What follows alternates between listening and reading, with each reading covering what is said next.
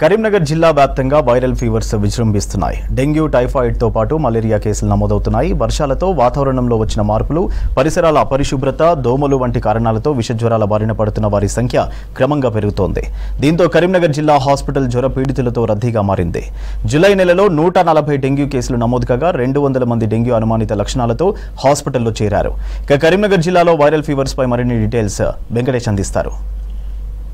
ఉందో తెలుసుకోవాలంటే కరీంనగర్ జిల్లా ప్రభుత్వ ప్రధాన ఆసుపత్రిలో ఈ పేషెంట్ల సంఖ్య చూడవచ్చు. మొత్తం జ్వరాల కోసమే ఒక ప్రత్యేక వార్డు ఏర్పాటు చేశారు. కొద్ది రోజులుగా రకరకాల విష జ్వరాలతోటి, వైరల్ ఫీవర్స్ తోటి బాధపడుతున్న చాలామంది పేషెంట్లు ఇక్కడికి వచ్చి హాస్పిటల్లో చేరుతూ ఉన్నారు. బెడ్లన్నీ కూడా మొత్తం ఫుల్గా నిండిపోయినాయి. గతంలో అయితే చాలా ఖాళీగా కనిపించే ఈ హాస్పిటల్ కింది వరకే పరిమితమైంది. కానీ ఇప్పుడు పై వరకు కూడా ఈ పేషెంట్ల సంఖ్యను మార్చారు. చాలామంది రకరకాల జ్వరాలతో బాధపడుతున్న వాళ్ళు వచ్చారు. దానిలో చిన్నపిల్లల నుంచి పెద్దవాళ్ళ వరకు చాలామంది ఉన్నారు.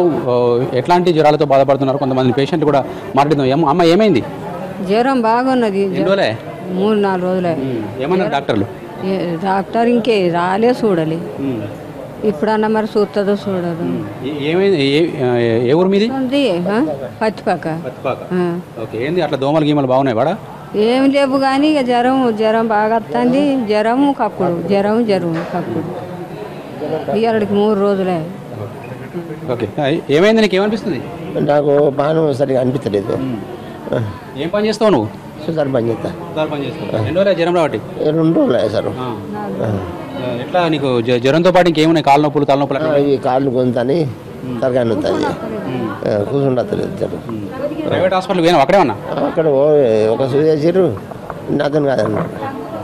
మహిళా వార్డు వీళ్ళంతా కూడా జ్వరాలతో బాధపడుతూ ఆసుపత్రిలో చేరిన వాళ్ళే. జ్వరాల కోసం ప్రత్యేక వార్డు పెట్టిన తర్వాత మొత్తం బెడ్స్ అన్ని నిండిపోయి ఉన్నాయి. వీళ్ళకు ఎట్లాంటి లక్షణాలు తెలుసుకుందాం. అమ్మ, ఎన్ని రోజులైంది జ్వరం రావటి? చాలా రోజులైనా? మరి ఎందుకు తగ్గుతలేదు? ఏమన్నారు సారు? రాలేదు ఇంకా. ఏం జ్వరం అని చెప్పారు? నీకు ఏమైనా చెప్పిరా? డెంగ్యూ లాంటిది ఏమైనా చెప్పిరా? చెప్పలేదు. ఏ ఊరు మీది? ఈ ఊరేనా? కరీంనగరేనా? ఎక్కడ ఉంటారు? కరీంనగర్. కిసాన్ నగర్. ఏంది కిసాన్ నగర్లో దోమలు బాగున్నాయా? ఏమో అమ్మ, ఎట్లా ఉంది మీ ఇంటి దగ్గర పరిస్థితి? అందరూ బాధపడుతున్నారు. జ్వరమేనా? తగ్గుతలేదు? ఈమెకు ముందు నుంచే ఉంది ఫీవర్, ఇంకా తగ్గుతలేదు. వాతావరణం అయితే బాగానే ఉందా? దోమలు అట్లాంటివి ఏం లేవు, మంచిగానే. ఎక్కువ జ్వరాలతో వస్తున్నారు కదా, ఎట్లాంటి సిమ్టమ్స్ వీళ్ళ దగ్గర కనిపిస్తున్నాయి సార్?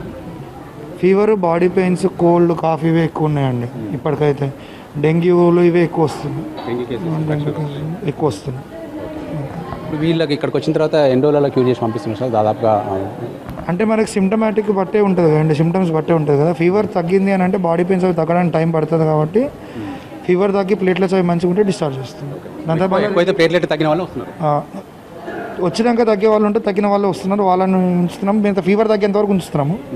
ఫీవర్ తగ్గినాక మిగతాది మళ్ళీ రివ్యూ 2 days తర్వాత రమ్మని చూస్తున్నాము. అట్లా వీక్నెస్ అది అయితే 1 week వరకు ఉంటుంది. పేషెంట్లు డిశ్చార్జ్ అయ్యి ఇంటికి వెళ్ళిన తర్వాత కూడా ఎట్లాంటి కేర్ తీసుకోవాల్సి ఉంటుంది వాళ్ళ ఫుడ్ విషయంలో కానీ? ఇంకా ఫుడ్ మంచిగా ఫ్రూట్స్ అవి తినాలంటే వాటర్ ఎక్కువ తాగాల్సి వస్తుంది. చాలామంది ఇక్కడ ఇంకా కొంతమంది పేషెంట్లు ఉన్నారు. ఎక్కువ మంది వృద్ధులు ఇక్కడ కనిపిస్తూ ఉన్నారు. కింద అయితే చిల్డ్రన్ వార్డు ఉంది. అమ్మా, జ్వరమేనా? ఎన్ని రోజులే? 4 రోజులే. ఏ ఊరు మీది? దాంపల్లి.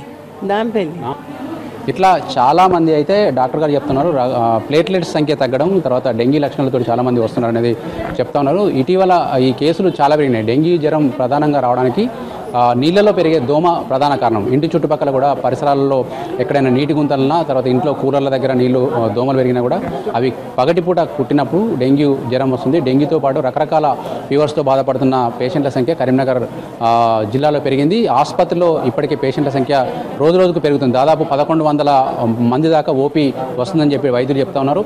ఈ సంఖ్య మరింత పెరిగే అవకాశం ఉండడంతో తగిన జాగ్రత్తలు తీసుకోవాల్సిన అవసరం ప్రజల్లో కనిపిస్తుంది. అదేవిధంగా ప్రభుత్వ పరంగా కూడా చర్యలు తీసుకోవాల్సిన అవసరం అయితే కనిపిస్తుంది. కెమెరామెన్ కవికుమార్తో వెంకటేష్, V6 న్యూస్, కరీంనగర్ నుంచి.